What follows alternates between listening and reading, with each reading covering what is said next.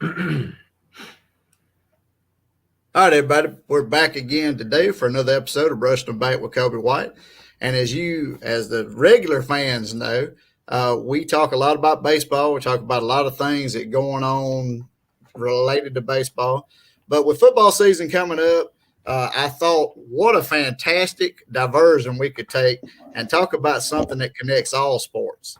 Now, as most of you know, I'm a big fan of Mississippi State. Colby played baseball at Mississippi State. I have a son that graduated from up there, so he and I are pretty well connected to that Starkville area. And so I thought we would bring on a big time celebrity from the Starkville area. He is so well known that I can't believe I was able to even get him on the show.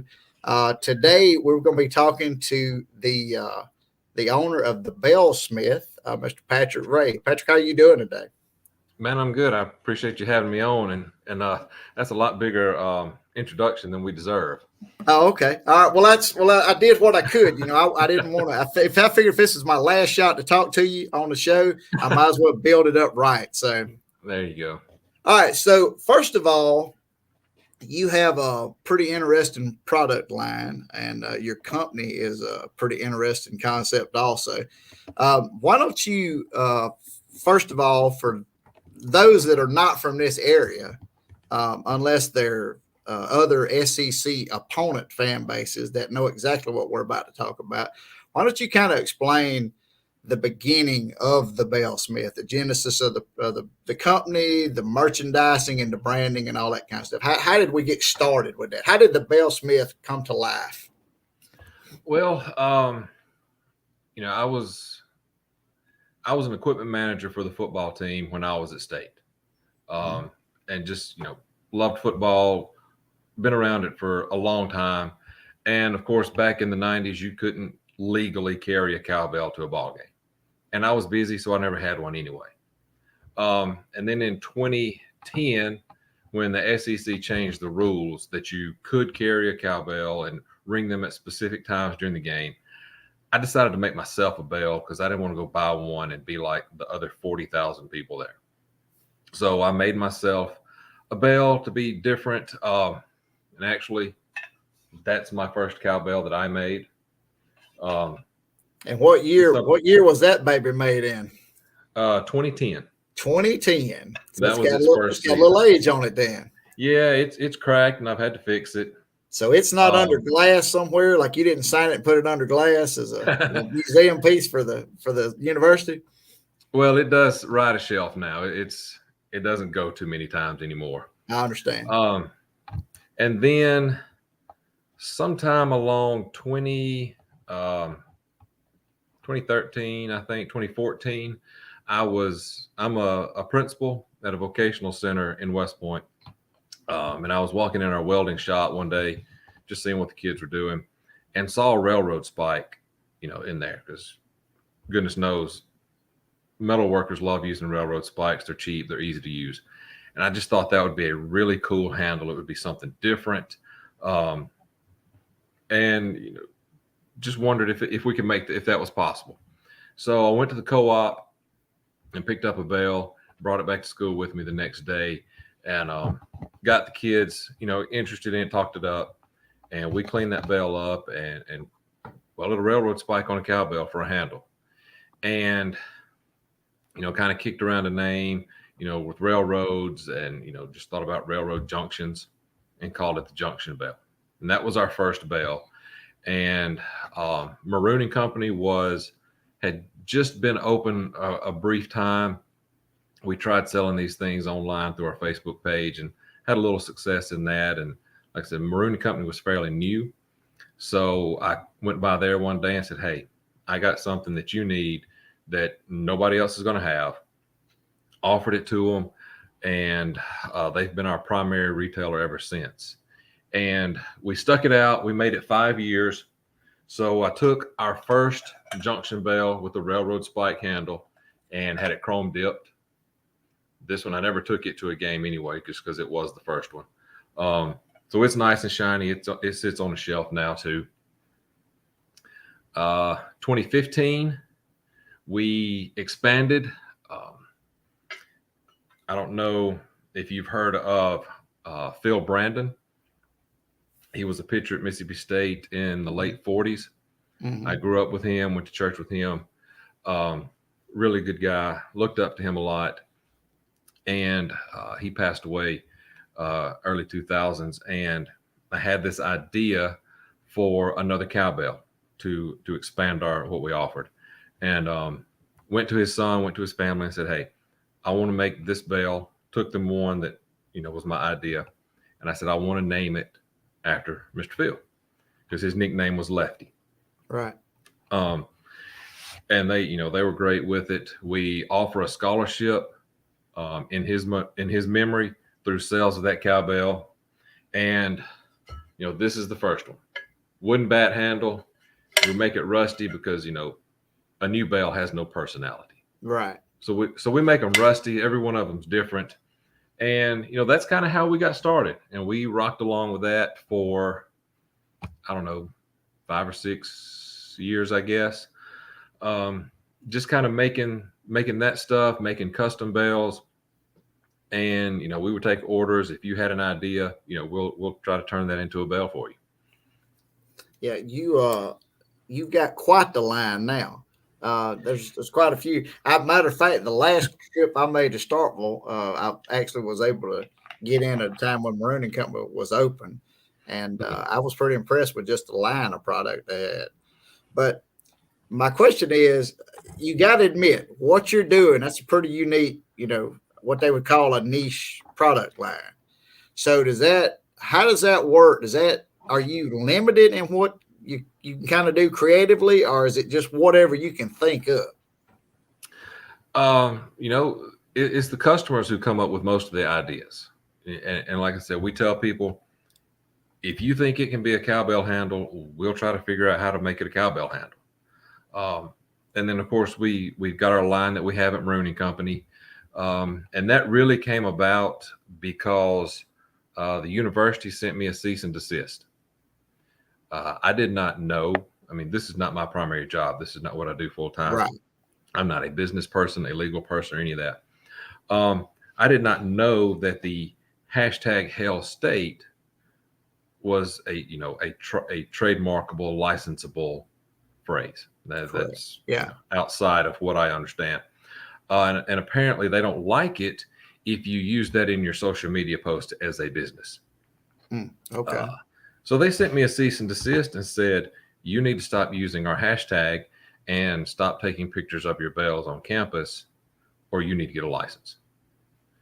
Okay. And because I wasn't using university logos on anything I sold, just pretty much plain bells or something specific to the customer. So I went and talked to the licensing department and, talked about the logistics and what was required and what we could and couldn't do. And that's where what we call our game day bells came from. Just a traditional bell with a bike handle and a sticker. And, we've got a big line of those at Marooning Company. We've expanded. We now have a lefty bell that we paint maroon with the M over S baseball logo on it. We did some pirate bells when Mike Leach was here. We even have a baseball bat handle that's got a bottle opener in the end, so you can open your Dr. Pepper at the ball game. Dr. Pepper, nice. I like that. And it's really, if you have an idea, send it to us and we'll try to figure something out. And that's really the fun part of this business is what the individuals want for them. And we always tell people, this is your bell. If you call us and ask for a maroon bell with a white M-State logo, that's not really a custom bell. But we just did one last week for a customer whose son had really been interested in dinosaurs, and as a kid thought he was going to grow up and be a paleontologist until he realized, what really is that good for. Right. But had dinosaur bones, and they came up to move him in school a couple of weeks ago and brought me a dinosaur bone to make a handle out of, which I don't know that I'll top that. That's pretty cool. That's one of the crazier stories I've ever heard. Mm-hmm. Mm-hmm. Short So, of you bringing me some bitey's bone, and I wouldn't touch that because that'd just be way too. But a dinosaur bone is pretty cool. well, and that would probably be a crime scene situation if you were actually brought a human bone. I'm pretty I was sure. going to ask you a little later, but we'll go ahead and get that away. Is that the craziest concept that's been brought to you to make a bell? I think so. We have a lot of people that have brought me, their dad or their granddad's tools, and we've made handles out of them. Deer antlers are pretty popular with hunters. But yeah, it's going to be pretty hard to top a dinosaur bone. That sounds pretty wild. Also, just a curiosity question, because it's not like a cowbell is not loud enough if it's being rang properly. When did the double barrel came in? When did the double barrel, the double barrel, or whatever they refer to it as? When did y'all incorporate the double barrel concept? We bought those. There was another guy here in town that was selling those, and on the side, and he and his partners just kind of lost interest in it, and they had a big stock of them, and they just wanted to get out of it. So we bought all of those from them about a year and a half ago, and they're really not as popular as just a regular cowbell, because for whatever reason, one just doesn't ring. The double bell just doesn't ring as good as the single cowbell. I'm telling you, I've tried. You got to be super talented to ring the double bell effectively, and it will wear it. That thing will wear you out trying to ring it too. So you brought up another group with the cowbells. Do you run into a lot of that? Do you run into a lot of competitors? Or are you pretty much the cowbell king? No. There's one other who's he's been around for a long time. That's really the guy. Oh, okay. He's the one who's been featured on College Game Day and SEC Nation when they've been in Starkville. So he's the guy. He he's in pretty much all the other stores but Maroney Company. Okay. And there's one or two other smaller people, but they're not local, so they're really not. I don't know that they're in any stores here at all. I was just curious, but I wondered how many bootleg, because anything you put out, there's going to be a bootleg or a knockoff of it eventually. And I was just, Starkville essentially is the center of the cowbell universe. I mean, I know there's some other universities, especially, that might use them, but the cowbell is synonymous with Mississippi State University. That's right. I was going to ask you, you said you were part of the football team earlier in the conversation. So was it the lifelong connection to the university and the athletic program that kind of served as the driving force behind you wanting to merchandise this, and you wanted to make you made a very strategic effort to try to come together with the university to be able to provide the product? Is that kind of love for the university? You saw you might have had something, you didn't want to work outside the constraints of what the university said you could or couldn't do, you should or shouldn't do. And essentially, you didn't want to bootleg a bunch of products at the university. Right. When we started, we didn't use any logos or anything. So, because we were small and we didn't want to deal with all of that stuff. But you didn't want to get cease and desist letters. That's what you didn't want to get. So. No, really didn't want that either. And with licensing, we've learned something new, all the time with what you can and can't do, what's acceptable, what's almost acceptable, but not quite. And, how licensing and royalties work. And now with all the new NIL deals, what that involves. And it's just, it keeps going and going. And, I just think we have grown every year. We have sold more bells every year that we've been in business. And really, when I started this in 14, 15, just kind of thought, this will be my retirement plan. I'll just work this on the side, keep it kind of small. and see if it's going to be worth doing. And then, as I get close to retirement, we'll look at the feasibility of this being, my job and my income when Right. I can leave my real job.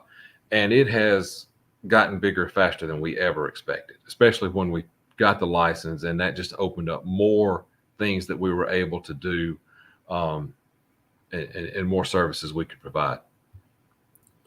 So I mentioned it earlier, and I know you probably agree with me.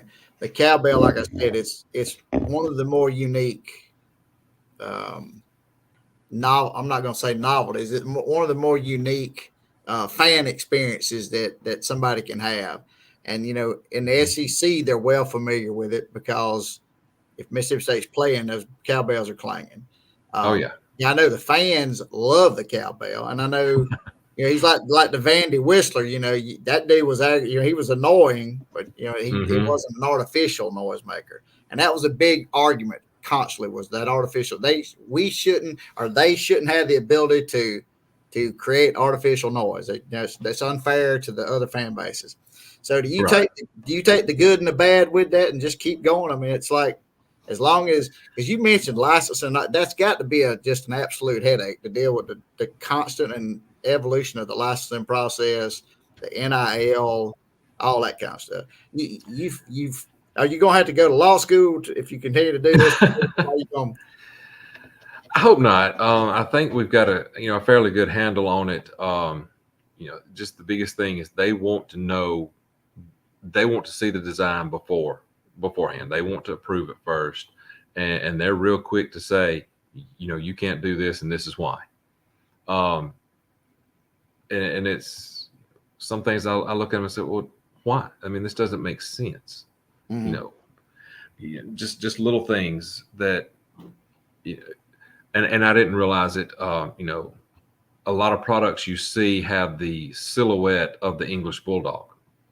Mm-hmm. Well, until we started this, I didn't realize that if you see one out there that's turned just so that he looks like a three-legged dog, Mm-hmm. the university does not like that. Mm-hmm. That's not the one that they approve. So most likely that item is not a licensed product. Right. And there's They quite a won't. bit of that out there. That happens with both. Yes. Well, in the SEC, it happens with both Mississippi State and Georgia. You see a lot of that. So, Oh yeah. and of course, there's Hmm. Bulldog. Their mascots all over the country that they're probably doing that also. Right. So I actually figured that the NCAA was probably one of the biggest thorns in your side, but it's actually the NCAA. You kind of flux, you can kind of ebb and flow with them. They come up with a rule about how your product's able to be used or not used, and you just kind of make concessions to work that out. But then I'm assuming now the NCAA, the bigger issue with them now is like we were talking about NIL and stuff like that. It's quite an undertaking now because it's all new. It's the wild wild west of they've essentially professionalized college athletics, and now you have Yeah. to keep up with everything. So all these deals you got with all these athletes, you got to keep up with all the money that they're supposed to be owed, all that kind of stuff. So, Hmm. so did you like the old days when the NCAA was just bothering you all the time about what you could or couldn't do with a product, or now the new NCAA where they're not nearly a big a player in the actual regulation now. Right. A lot more The, lawyers the whole in it now. the whole idea of making cowbells isn't really a big issue because we have a lot of people that buy them just to sit them on the shelf. Mm-hmm. They collect them because they want the different logos, the different handles, the different styles, and may have one they take to a game. Um, and that's really been interesting is how many repeat customers we have that see one, hey, I need that too. Can you make me a couple like this? Um, but the NIL stuff, it's been interesting. Um, you know, and our part of the deal is we make cowbells that look like the player jerseys because that's one thing that's always kind of stood out to me is you can go to any store anywhere and buy a Dak Prescott Cowboys jersey just Mm-hmm. off the rack. There it is. But having these college guys, that's not available. And how incorporating that with the cowbell that is so uniquely Mississippi State, just making that happen and working with these guys and girls and getting in touch with them and putting that deal together and making sure that, we have to be very specific in the details of the agreement, because they have to keep up their paperwork. They have to turn it in, and it has to be approved through athletics before licensing will ever send me approval. And, Right. Some days that's a pretty quick turnaround. Sometimes it's not a very quick turnaround. But just, working through that process and getting to meet these athletes and, seeing them when I hand them their bell that looks like their uniform. And it's cool. Just, that experience for us and for them. And then, to go to a ball game. We were at a softball game back in the spring, sitting behind some little girls, and they were ringing their Page Cook bells. And just seeing our product in somebody's hand is cool. But then seeing those little girls support that girl out there on the field doing what she loves, and knowing that those kids look up to her and, have aspirations of doing the same, that's just a really neat thing. How many athletes? I mean, just ballpark. I don't know if you know the exact number off the top of your head. How many athletes do you guys have deals in place with right now? Roughly. Just estimate. With football, baseball, soccer, softball, and some other things that we haven't announced yet, we're looking at roughly 30. Good gracious, man! You trying to be the new standard, aren't you? Well, I mean, the one thing I wanted since we started this was to not do what somebody else is doing. Right. The other cowbell company here in town, they make cowbells with a bicycle handle and a sticker on them. Right. When we came out with the Lefty in 2015, not long after that, he came out with he just screwed a bat handle on the bell that he already has. Mm-hmm. In our opinion, it's not as nice. It's not as high, at the same quality, but he now has a bat handle bell. Now we have these NIL agreements and just want to be able to offer something that nobody else is offering. Right. Just to be unique, just to be different. I'm just curious. That 30 kind of knocked me for a loop. I figured you probably had 10 or 15. But I mean, I know some of the athletes that you actually have deals with because we've had them on the show before, and I've seen their stuff out. So, and you guys put out quality material. I mean, there's no doubt that your stuff's really nice. It's a big deal. I mean, and with all this new NIL and all this you got a lot going on. So let's take just a second, because I know you're not a one-man band. I know you got a lot of folks that are helping you make the Bellsmith the premier. So who are some folks that the Bellsmith would not be operating without? There's 4 of us. I'm just saying. That's what I'm saying. I knew you couldn't be pulling this off by yourself. It is me, my wife Natalie, and our sons Riley and Mason, and that's it. And they're working hard because they know one day you're gonna shut down and they're gonna take over. Well, they're working hard. They're working hard because this is what we're going to do tonight. So find you a chair, and this is what we're going to do. Well, I mean, but I'm saying they're looking long term. They're saying one day Pops is gonna hang it up and we're taking this thing over. So I hope so. That's kind of been an idea, also floating around, that this would be something I could leave with them. And then carry on and really enjoy and not have to have a real job like I do. Right. All right. We got a few more minutes. I got a couple more things I want to cover with you before we get out of here. Tell me, live events, on television, whatever. Tell me what that feeling is when you hear those cowbells drowning out everything. Like, I don't care how big the moment is in the game. I've heard them so loud that you can't hear the commentators on the television. What is that? What's that feeling feel like? To know that your product is creating that. I've been to Death Valley. I've been to, the Georgia Dome in '98 when we played Tennessee and heard Rocky Top for 4 hours on end.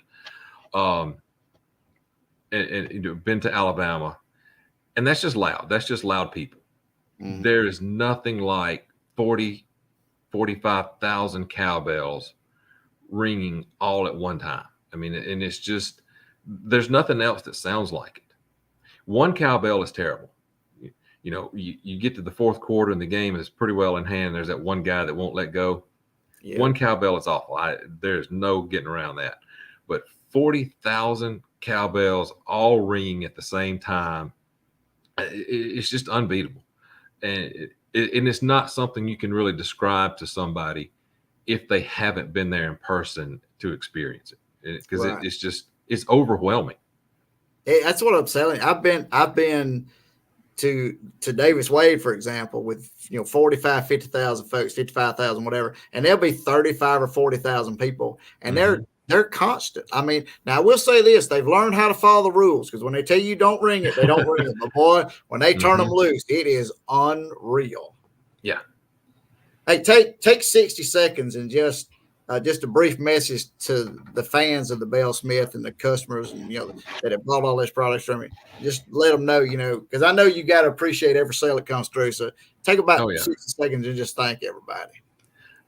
We really appreciate the support we get, especially, our repeat customers, and our new customers, and our folks who are going to Maroon and Company and buying our game day bells and the line that we have there.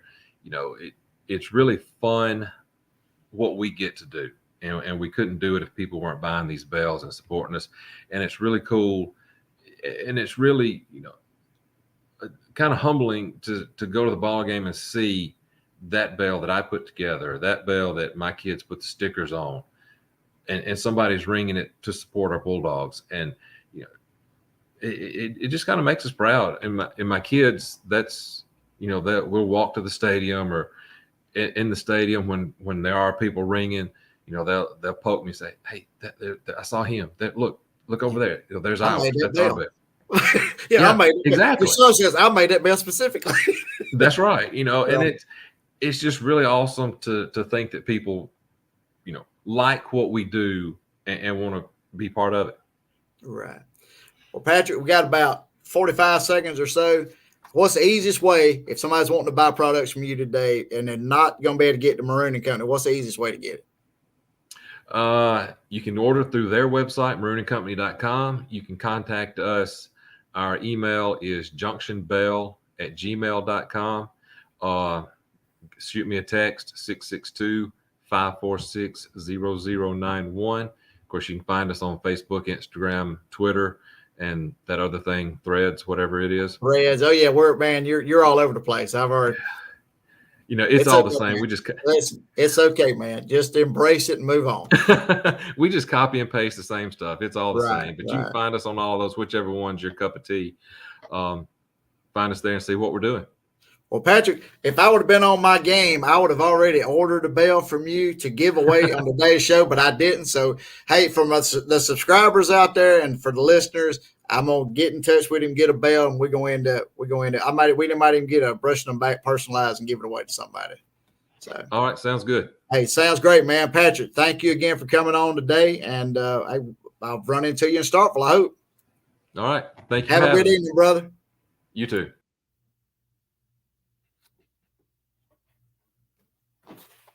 All right, guys, before we get out of here, I got just a few seconds.